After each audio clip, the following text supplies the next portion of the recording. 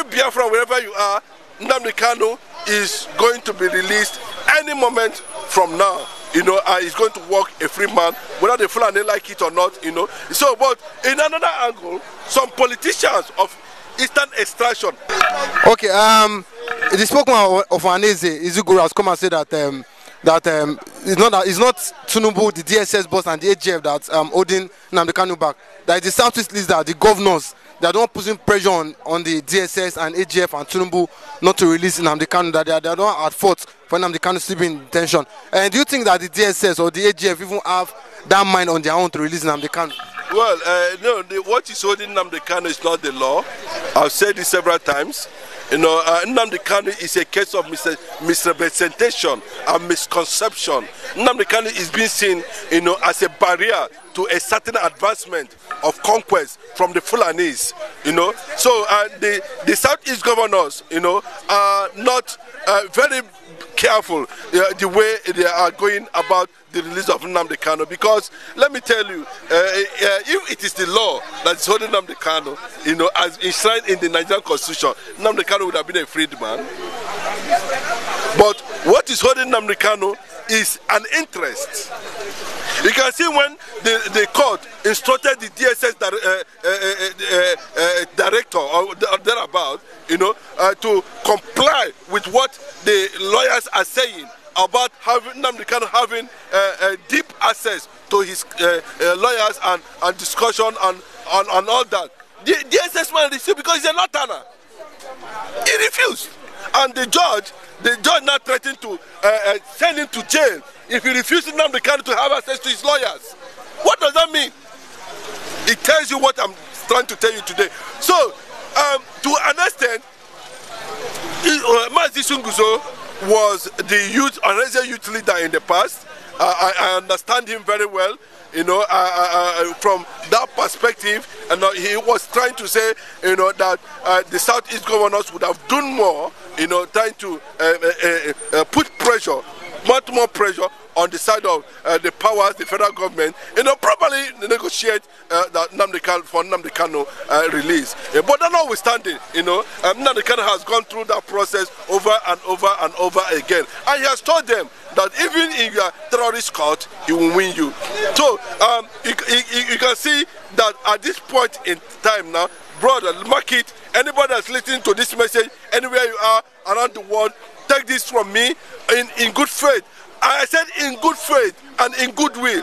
Every biafra, wherever you are, Nnamdikanu is going to be released any moment from now. You know, he's going to walk a free man, whether the Fulani like it or not, you know. So, but in another angle, some politicians of Eastern extraction are using it, you know, to negotiate power. That's what they said. They said they are using for their financial and political gain. Well, not all these things. No, they were using it to negotiate power. They are using. They don't know they are making themselves look like a cowards. Go and read Shakespeare. Go and see what happened to Shylock. You know, a certain rich Jewish money lender. You know, you can see what transpired. You know, when the person refused to pay, I said, if you don't have money to pay, cut your flesh.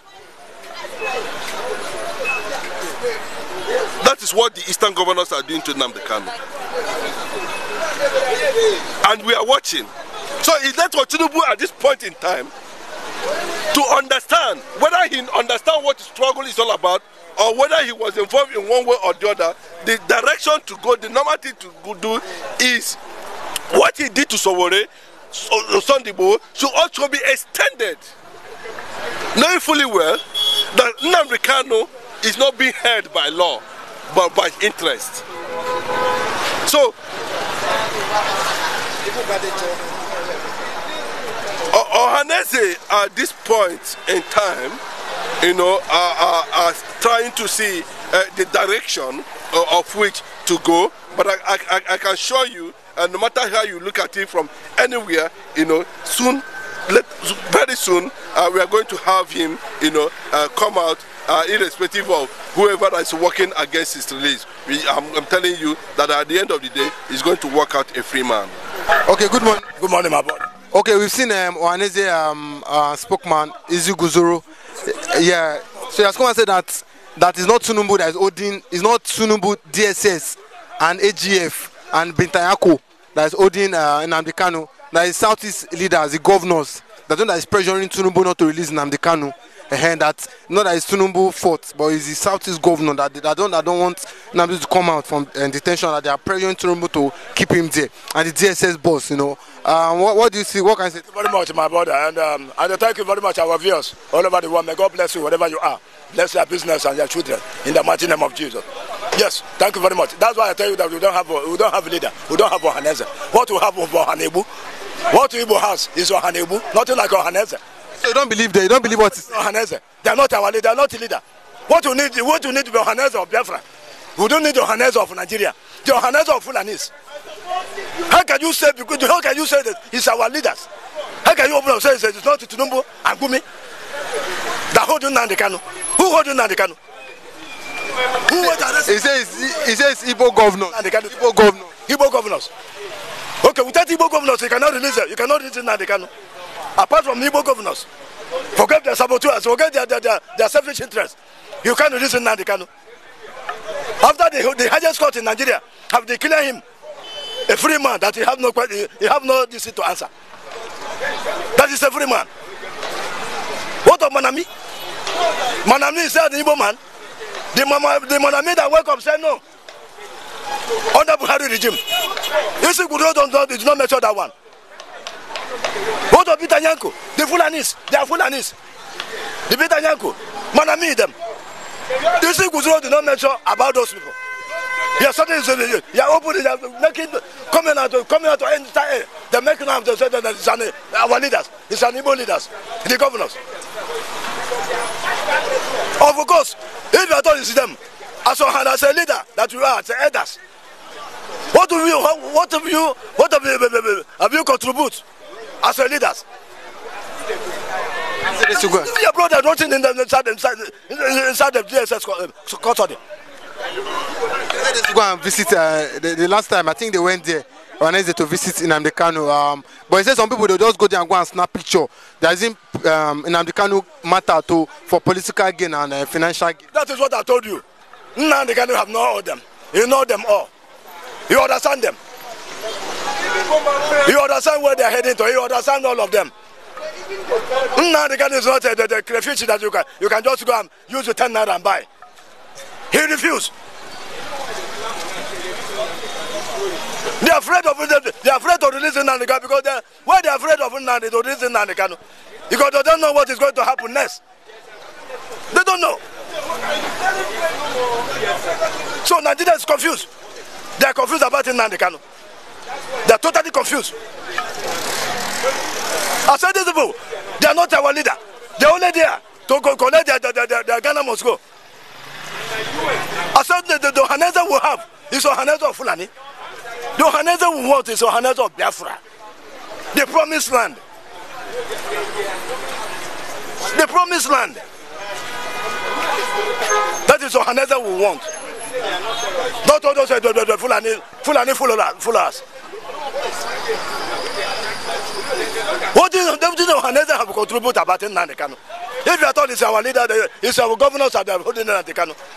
What have they contribute to make sure that they bring that our innocent brother out? They are there for the fight for their brother, and brought their brother out. What of Northern? They fight to bring their brother out. Where the Easterners are just dancing like cockroach day by day with the Fulani'S because of their selfish interest. I thought they're not fighting for their people. They're only fighting for their pocket. Of course, their children are not here. Their children are not here. See what the masses of the Igbos are passing through in Nigeria. What in the Ghanaian justice Nigeria, the Igbos are passing through in Nigeria. Their children overseas enjoying. You go so governors and the senators. Their children are overseas schooling. Live a better life over there. Where their brothers and sisters are suffering at the hand of the devilish country called Nigeria. What's up for Ohaneze to fight? against their own innocent brother. But the always fighting for their own people, and they get it right. They everywhere fight for their own people, they get it right. Now you come out and lament, begin to lament. Who are you fooling? That's what I tell you, I don't have a leader. Who don't have a leader? They are leader of Fulani'S. Follow. Fulani. Come here to control you. Tell you what to do in your land. Control your land. And you're happy, they follow them. Because you want to belong with them. You want to protect them. You think that everything lasts forever. Nothing lasts forever. Tomorrow, they turn around against Nigeria. All I was sending them is let them go with their Nigeria. They are to go with their Nigeria. And let biafra be. So we'll see the new Biafrans. We'll see the new leaders of Biafrans. We'll see the new Hanes of Biafra. We'll see the new governors of Biafrans. Not all those ones. All those ones are killers or Hanebu. They are killers. Are you understand my point? So whether they like it or not, whether they listen nnamdikanu or not, or they are holding nnamdikanu, they don't know holy, or they know holy nnamdikanu. Whatever they like, let them do. If they like, let them kill nnamdikanu. But whatever they sow, they must surely repeat. Or whatever what they sow against the Easterners, Nigeria will surely repeat at last. Go to me, they will repeat at last. All what I need is freedom for Nigeria, nothing more. Good day, esteemed viewers. We saw the IPOB leader, Nnamdikanu, appear in court today. He reacted to the 5 killing of the military men in Obigwa, Aba, Abia states, and condemned the killing of the 5 military men, and said the people of IPOB doesn't involve themselves in killings. Now what they stand for is for peace. His lawyer, Ejimako, also said that they are willing to negotiate with the federal government if when called upon. And please let's watch the video on what Nnamdikanu said in court today. I don't want anybody to die. Yes. We are fighting for freedom, then we want people to be free. That's what we're fighting for. Nothing more. We've suffered a lot in Africa. I don't know if you know that. Africans have suffered. From slavery in Arabia to slavery in Europe to slavery in America. So I think we should focus our time and devote it towards making sure that this continent stands up to what God promised it is going to be. And that's why we're doing what we are doing. Thank you.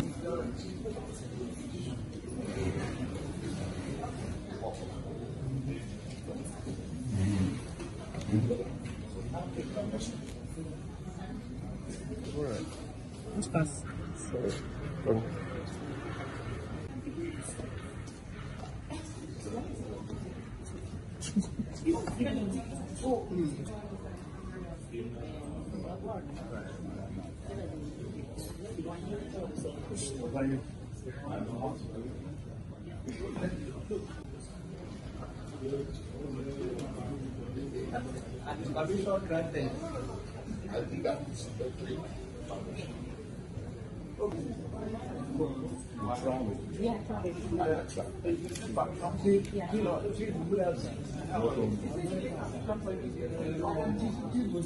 Today.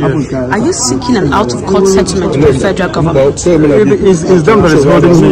They should tell me what they want to do with me. No, it's a direct question. Yes. Sir, are you seeking an out-of-court settlement with the federal government? I can't seek what I didn't initiate. They are the ones that kidnapped me and brought me here. So it's whatever they say that will happen. But your lawyer is trying to move Section 17 of the Federal High Court Act, yes, which calls for negotiation. Are you in line with that? I reminded the judge of powers. I think it's the judge's powers. I don't think it's within his powers. It's for the judge to decide. Okay, so would you want the judge to decide that? Yes. It is up to her discretion to do that. Okay, but now she has sent you to the AGF. So how would you explore that particular position of the court? Well, the prosecutor who is prosecuting by fiat is not opposed to that. He too said we can go to AGF. And we are saying AGF can also come to us. That's correct. So that means they are open to the prospects of reconciliation. That's what the law says. He's actually quoting the law, what the law says. Yeah. Okay. Not me. Thank you very much, sir.